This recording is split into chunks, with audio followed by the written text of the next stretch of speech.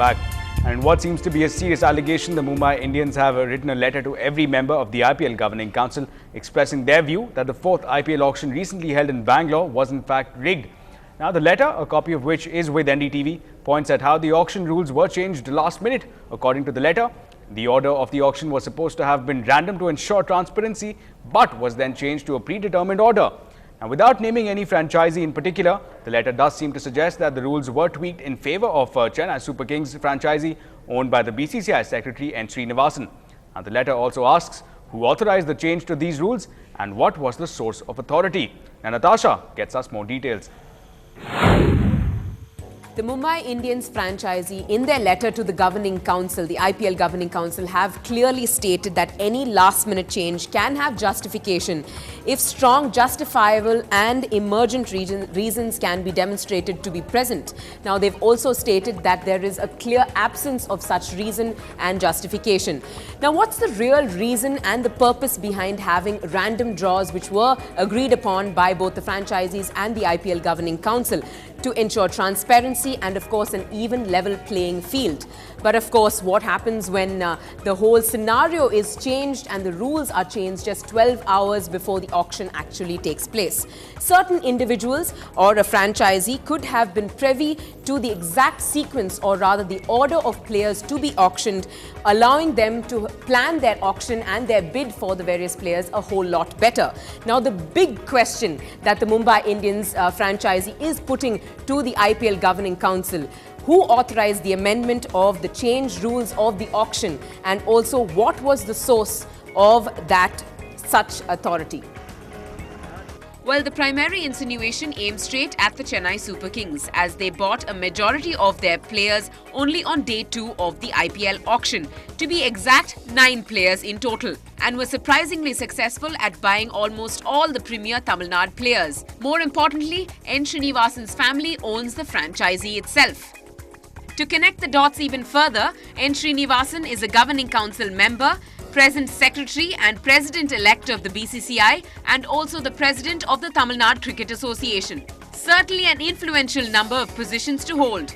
Now, with many a finger pointed directly towards N. Srinivasan, Chennai Super Kings and the IPL Governing Council, will the IPL Governing Council have enough or significant enough explanation to clear its name out and also to prevent yet another controversy marring the name of IPL, especially without Lalit Modi being present?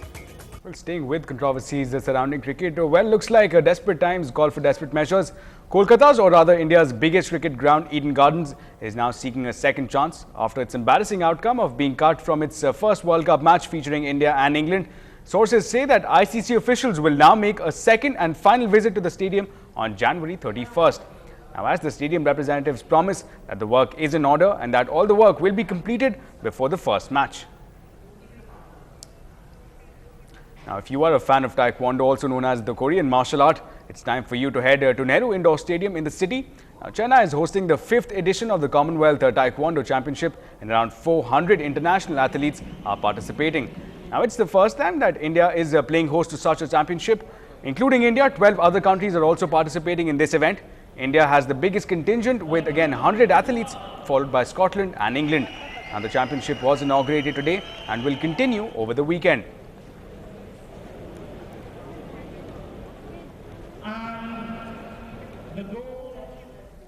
Now, Om Shanti Om star Deepika Padukone is all set for a trip here down to the south, and helping her along might just be the superstar Rajinikanth himself. Let's take a look.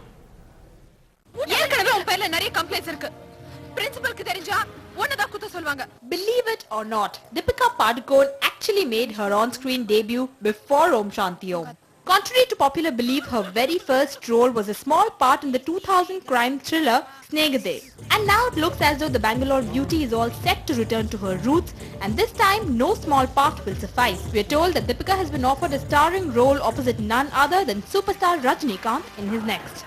Time definitely, I think, is one of the most instrumental things in all our lives, whether it's for love, whether it's for money, whether it's for success.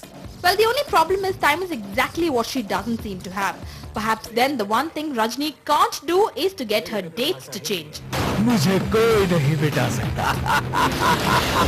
Yes, would you believe that after the blockbuster that was Robot, that Deepika might be turning down her chance to star opposite Rajnikant? If the mind boggles, we will tell you that she's keen obviously but has unfortunately committed her date. At the end of the day, I'm doing a film, so I have to put my personal preferences aside. Deepika is currently shooting Arakshan opposite Ajay Devgan, Desi Boys with Akshay and John, and Saif Ali Khan's untitled project directed by Homi Adijania. And yes, though they all seem like profitable propositions, they cannot match the box office reach that Rajni all but guarantees. So I'm hoping, it all happens again. We're told that she's trying to do everything she can to accommodate the shoot, but perhaps she's made her first mistake. After all, she can't shift time, but there's one person who can. Get ready, folks. NDTV Bureau Report. Well, staying with action from the world of cinema, actors Arya, Anushka, Tamanna, Saranya are amongst the recipients of the Kalai Mamani Awards. Now, cinematographer Rajiv Menon and music director Bharadwaj have also been selected for the awards. Now, others in the list of the state awards announced today for the years 2008, 2009 and 2010 include electric veena player Rajesh Vaidya, writer Rajesh Kumar, singer Chinnapunnu, Nanjil Nathan and of course Jnana Sekharan. Now, TV and character artists in movies Chini Jayant, Revati and Puvilinga Mohan are amongst the other recipients. And finally, how about a delicious meal cooked with no oil, no butter, minimal flavoring, but with maximum nutritional value?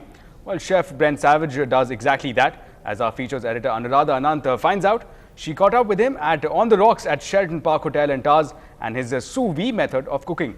Take a look.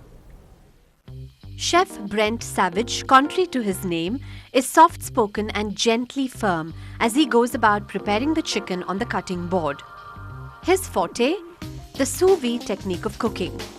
Sous vide is French for under vacuum and a method of cooking food in water for a long time at an accurately determined temperature.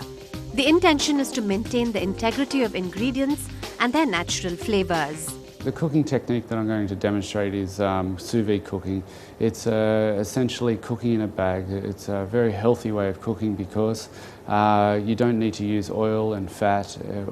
It's essentially just poaching the protein in its own juice and seasoning.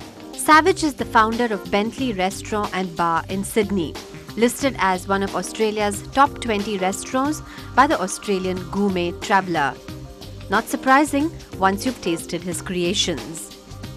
In a matter of minutes, Chef Savage and his assistant David Verheul whipped up a wholesome poached chicken with a herb puree, saffron shallots and breadcrumbs, and a delicate tasting panna cotta with pista.